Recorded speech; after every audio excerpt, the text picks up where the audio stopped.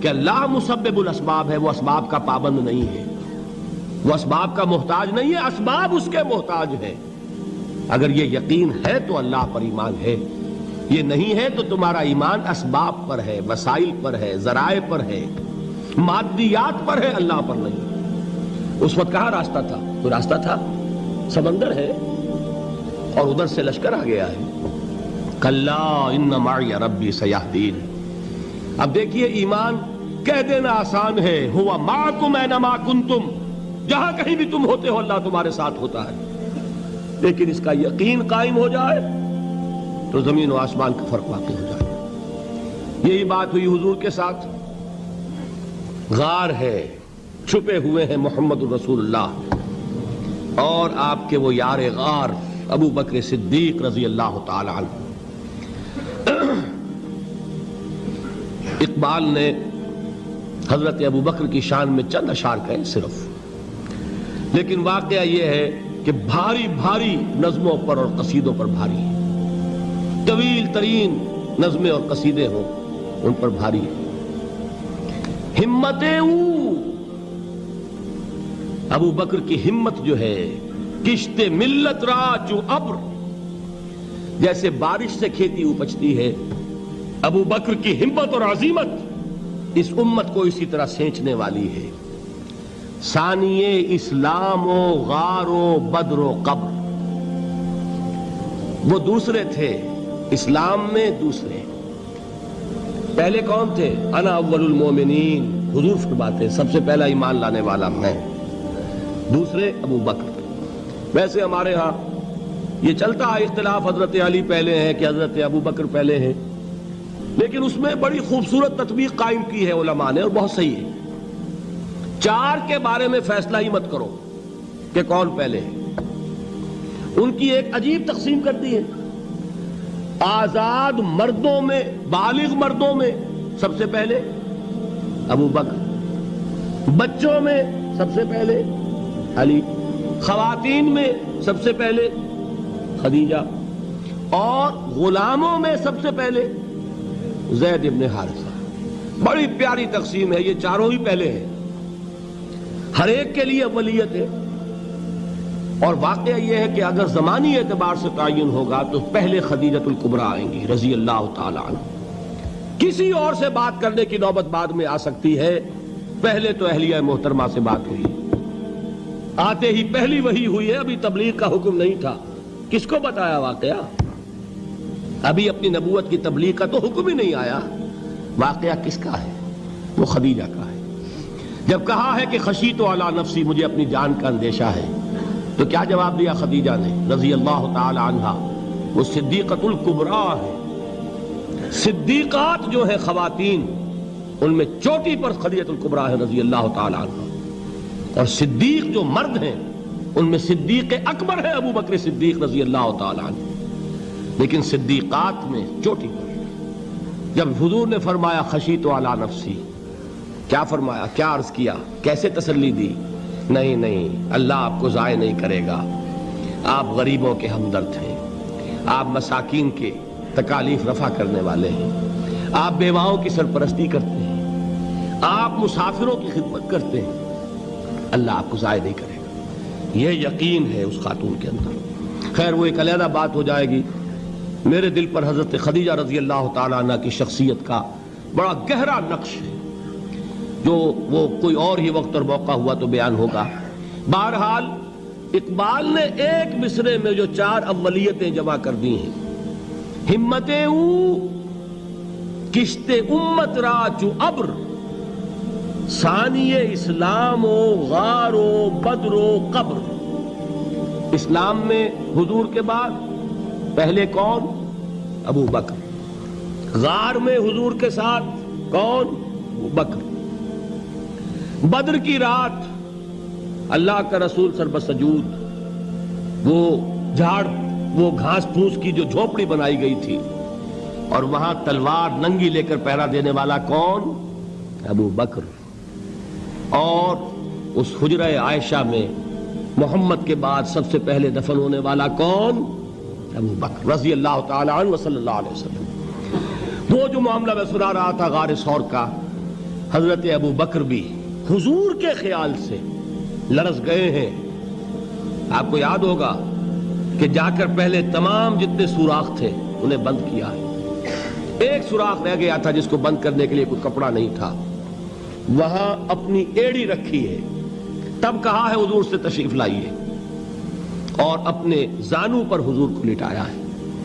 اور وہاں کسی موذی جانور نے کاٹا ہے. حضور کی آنکھ لگ گئی تھی. اس وقت اس بل کے اندر جو بھی بچھو ہے کیا ہے واللہ عالم, اس نے کاٹا ہے. اس کی تکلیف کی وجہ سے ابو بکر کی آنکھوں سے آنسو ٹپک گئے. حضور کے چہرے مبارک پر پڑے ہیں تو حضور جاگے ہیں, معاملہ کیا ہے. ایڑی نہیں ہٹائی وہاں سے, مبادا وہ جانور وہاں سے نکل کر محمد الرسول اللہ کو کوئی گزن پہنچا دے. ابو بکر کی ایڑی ہے, جس طرح چاہے کھا لے, ختم کر دے, جان نکل جائے تب کوئی آنچ آئے محمد پر تو آئے, لیکن جیتے جی نہیں. وہ ہے ابو بکر. حضور کے خیال سے اس وقت حضور نے پھر اپنا لعاب دہن لگایا ہے, اور اس سے پھر آپ کی تکلیف ختم ہوئی. جیسے خیبر میں حضرت علی کی آنکھ دکھ رہی تھی, اس کو جو شفا حاصل ہوئی ہے وہ بھی حضور کے لعاب دہن سے ہوئی. تو بہرحال اس وقت انہوں نے کہا ہے کہ اے نبی یا رسول اللہ, اگر اس وقت ان میں سے کسی نے غیر ارادی طور پر بھی اپنے قدموں کی طرف جھانک لیا تو پکڑے جائیں گے. کیا جواب تھا اللہ کے رسول کا؟ لا تحزن ان اللہ معنا. اللہ ہمارے ساتھ ہے, کیوں گھبراتے ہو ابو بکر. یہ ہے ایمان باللہ, میرا مالک اللہ, میرا رازق اللہ, میرا محافظ اللہ, میرا مددگار اللہ, میرا پشت پناہ اللہ, میرا دوست اللہ. یہ دوستی ہے اللہ کی جو لب لباب ہے, حاصل ہے ایمان کا. اسی کا نام ولایت ہے. اولیاء اللہ کے سروں پر سینگ نہیں ہوتے. جس کے دل میں ایمان راسخ ہو چکا ہو وہی اللہ کا ولی ہے. جسے اللہ پر یقین ہو چکا ہے وہی اللہ کا ولی ہے. جسے یقین ہے اللہ میرے ساتھ ہے, میرا مددگار, میرا پشت پناہ, میرا ساتھی, میرا دوست, میرا محبوب, میرا محب. اللہ اہل ایمان سے محبت کرتا ہے. واللہ یحب الصادقین. ان اللہ یحب الذین یقاتلون فی سبیلہ صفا کانہم بنیان مرصوص.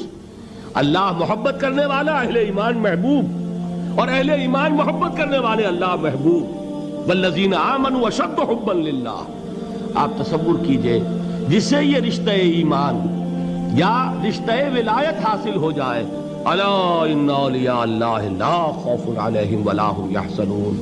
آگاہ ہو جاؤ, اللہ کے دوستوں کے لیے نہ کوئی خوف ہے نہ کوئی حزن ہے. اور میں بیان کر چکا تھا, خوف اور حزن کے خاتمے ہی کا نام امن ہے. زوال خوف, زوال حزن. یہ خوف اور حزن کیوں آتے ہیں بار بار؟ اللہ تخافوا ولا تحزنوا, دونوں آ گئے. الا ان اولیاء اللہ لا خوف علیہم ولا هم یحزنون, پھر وہی دو. وہ کیوں ہے؟ خوف ہوتا ہے کسی مستقبل کی بات کا, یہ نہ ہو جائے, وہ نہ ہو جائے, یہ نقصان نہ پہنچ جائے, یہ تکلیف نہ ہو, یہ غضب نہ آ جائے. خوف ہے مستقبل سے. حزن ہے یہ کیوں ہوا, یہ نہیں ہونا چاہیے تھا, یہ میرا فلاں چیز میرے ہاتھ سے جاتی رہی ہے, فلاں موقع نکل گیا, اب بیٹھے ہوئے ہیں اندر ہی اندر کڑ رہے ہیں, صدمہ ہے اور رنج ہے. اور جو اللہ پر ایمان رکھتا ہے وہ جانتا ہے ما اصاب من مصیبت فی الارض ولا فی انفسکم الا فی کتاب من قبل ان نبرأها ان ذلک علی اللہ یسیر لکی لا تعصوا علی ما فاتکم ولا تفرحوا بما آتاکم واللہ لا يحب کل مختال فخور. اس زمین میں یا تمہاری جانوں میں کوئی تکلیف, کوئی مصیبت نہیں آ سکتی سوائے اس کے کہ جو اللہ نے لکھ دی ہو, اس سے پہلے کہ وہ ظاہر ہو. جس کو یہ حقیقت معلوم ہو گئی اس کو یہ طرز عمل اختیار کرنا چاہیے. جو چیز چھن جائے, جاتی رہے, چھوٹ جائے, اس پر افسوس نہ کرو. کس نے چھینی؟ دوست نے. دوست کے فیصلے پر شکایت. دوستی کو بٹا لگا رہے ہو, سرے تسلیم خم ہے جو مزاج یار میں آئے. اگر دوستی ہے تو پھر تو تمہیں گردن جھکانی چاہیے کہ ہر چہ ساقی ماریخت عین الطافست, جو بھی میرا ساقی میرے پیالے میں ڈال دے اس کا کرم ہے. جو اس کی طرف سے آئے اس پر کوئی رنج نہیں, کوئی صدمہ نہیں, کوئی غم نہیں, کوئی شکایت نہیں, کوئی شکوہ نہیں. اور جو ہوگا وہ اس کے اذن کے بغیر نہیں ہوگا, اور اس کا اذن ہوگا تو یقیناً میرے لیے خیر ہی خیر ہے, چاہے وہ ناگوار شے ہو, بظاہر مجھے اچھی نہ لگ رہی ہو، میری شارٹ سائٹڈنس میں مجھے وہ نظر آ رہی ہے کہ میرے لیے بری ہے، لیکن قرآن نے کہا ہے عسیٰ ان تکرہوا شیئا وہو خیر لکم وعسیٰ ان تحبوا شیئا وہو شر لکم واللہ یعلم وانتم لا تعلمون۔ ہو سکتا ہے تم کسی چیز کو ناپسند کرو درحال ہے کہ اسی میں تمہارا خیر ہو، اور ہو سکتا ہے تم کسی چیز کو پسند کرو درحال ہے کہ اس میں تمہارا شر ہو۔ اللہ جانتا ہے، تم نہیں جانتے۔ جب مجھے یہ بات معلوم ہو گئی، میں نے اپنا معاملہ اللہ کے حوالے کیا۔ سپردم بے تو مایا خیش را تو دانی حساب کم و بیش را، اے رب جو تو چاہتا ہے وہ ہو، تیرے علم میں جو شے میرے لیے خیر ہے وہ ہو جائے، میری کوئی پسند نہیں، میری کوئی چاہت نہیں۔ یہ ہے راضی برضائے رب۔ اکبر الہ آبادی نے اسے کہا ہے رضائے حق پہ راضی رہ، یہ حرف آرزو کیسا، خدا خالق، خدا مالک، خدا کا حکم تو کیسا۔ جب میں آ گیا بیچ میں، میری پسند، میری مرضی، میری خواہش، میری چاہت، یہی تو شرک ہے۔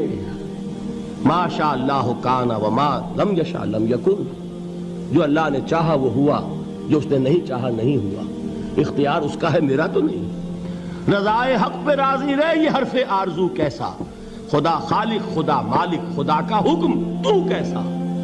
اقبال نے اسے کہا ہے فارسی میں، اب آپ کہیں اس کا ترجمہ بھی کرو تو وہ مجھے ذرا اس وقت کچھ بہت ہی بدذوقی کسی بات نظر آئے گی۔ جائیے پوچھئے کسی سے جسے فارسی آتی ہو، بروں کشید ز پیچا کے ہست و بود مرا، چے اقدہا کے مقام رضا کشود مرا۔